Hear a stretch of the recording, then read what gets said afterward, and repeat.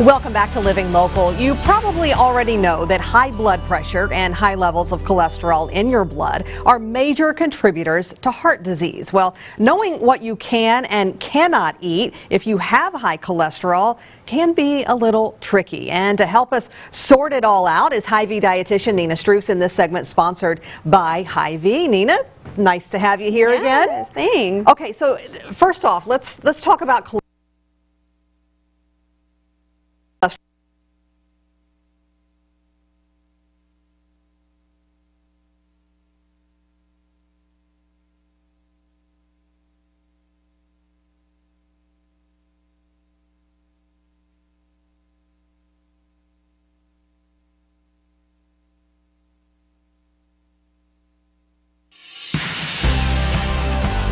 Welcome back to Living Local. You probably already know that high blood pressure and high levels of cholesterol in your blood are major contributors to heart disease. Well, knowing what you can and cannot eat if you have high cholesterol can be a little tricky. And to help us sort it all out is Hy-Vee Dietitian Nina Struss, in this segment sponsored by Hy-Vee. Nina, nice to have you here again. Yes, thanks. Okay, so first off, let's talk about cholesterol. What exactly is cholesterol? Yeah, I think a lot of people are confused by it. So it's actually a waxy substance that our body makes. Okay. So our liver makes it, and it's actually incredibly important for helping make vitamins as well as hormones in our body too. So it does have a good function in our body. What we most often hear about is when those levels get to be too high, then it can become a concern for our health risk. Okay, so how does someone know if they have high cholesterol, and what exactly is too high? Yeah, so definitely recommend, regular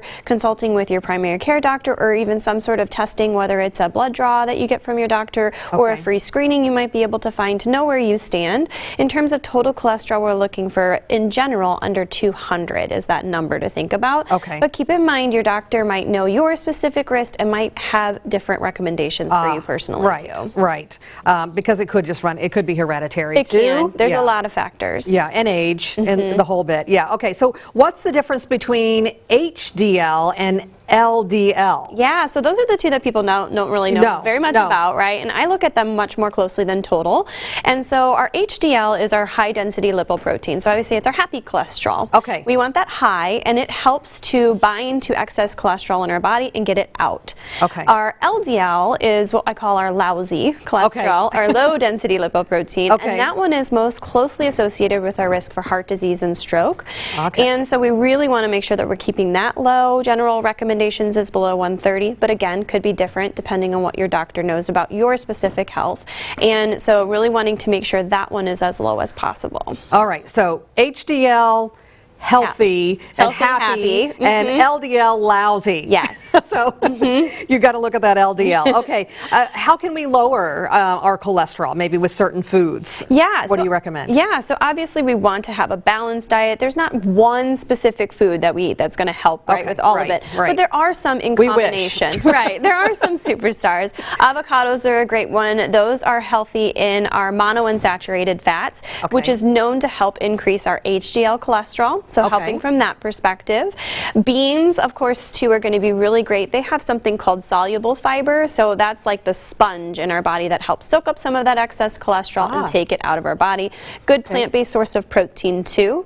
Fruits and vegetables, of course, as well. But vegetables, especially, we're looking at good sources of fiber that is more like a broom. So it kind of sweeps and gets rid of that excess cholesterol out of our body that's attached to our soluble fiber.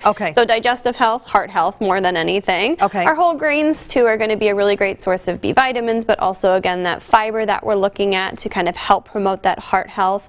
And then we have fatty fish, so things like tuna, salmon, whether it is canned or fresh, is going to be high in omega-3 fatty acids, which are anti-inflammatory and really important for lowering that LDL cholesterol. So most of these are really important for lowering that LDL cholesterol that we talked about. Okay, so lowering, but what about any foods that maybe contribute to high cholesterol? Yeah, so obviously we always want to make sure genetics can be something that can factor into those numbers, of course.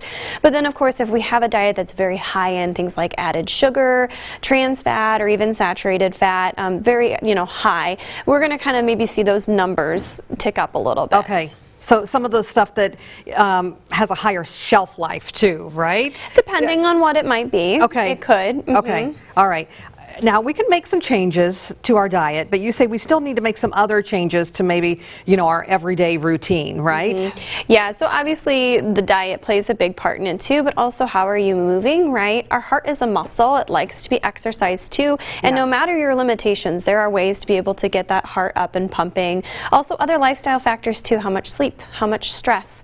Are you smoking? Okay. Those all contribute to your heart health and your cholesterol health too. And then, of course, getting regular screenings as well. You're never too, well, I shouldn't say you're never too young, but, most of us don't think about getting these until we're in our 50s and 60s. Right. And I mean, there's absolutely a benefit in your 20s and 30s to know where you stand with your numbers. Right, for sure, especially if it runs in the family. Yes. But yeah, and like I said, you have the foods that can contribute, the foods that, can help lower as well, but we really do need to start, it starts in the kitchen, but we also just need to get out there and exercise as well, because, it all contributes, right? Okay, so Hy-Vee has some free cholesterol screenings coming up in February. Tell us about those and how folks can sign up. Yeah, so I'll have a limited amount of free cholesterol screenings going on. It's our Meet Our Metrics tour, and so that's going to be, I'll be doing those at the Davenport office. Okay. And it's really nice if you want to know what your total HDL, LDL, your triglycerides, your blood sugar, what all of those are. I can tell you. It's a fasting test, a little finger poke, super simple, and can kind of be a great option to be able to, allow you to know where you stand. Okay, and those are, you only have a few of those, right? So people I have a limited amount, so people always get confused by registration. If you go to Hy-Vee.com and you click on the Health and Wellness tab, find the Dietitian tab, it'll be one of the first things that's listed there. You're going to register, not book an appointment. People always get so confused. You're not going to book an appointment at that time. It adds you to a list, and I will reach out to you to book your appointment. Okay. Well, those numbers are so important. Get registered. Nina, thank you so much for coming in today. And again, this segment was sponsored by Hy-Vee. And for more information on the free cholesterol screenings, you can go to Hy-Vee.com. And we'll also have all those details posted on OurQuadCities.com.